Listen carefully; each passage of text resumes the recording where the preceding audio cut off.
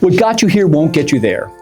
One of the most dangerous assumptions in business is believing that the habits that created your success today will continue creating your success in the future. They won't.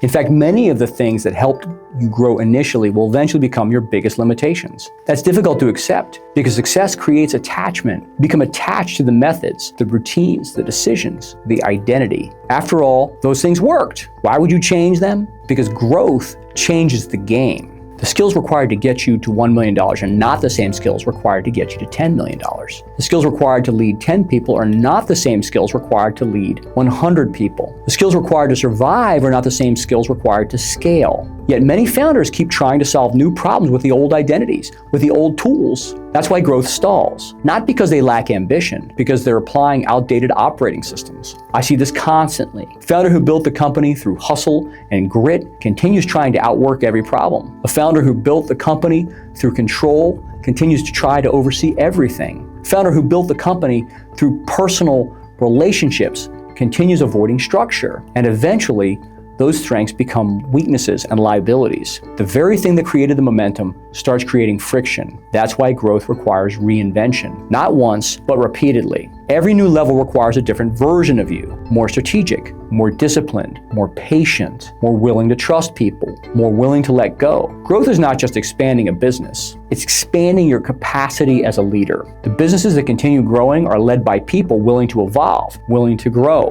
and growth is painful. The businesses that stall are often led by people trying to preserve a version of themselves they've already outgrown. So if you're stuck right now, ask yourself, what am I still doing because it worked in the past? What am I comfortable with? Why am I making a comfortable decision instead of making the aggressive decision? What will be the next version of me, and what would they do differently? That question reveals the real obstacle standing between you and the next level.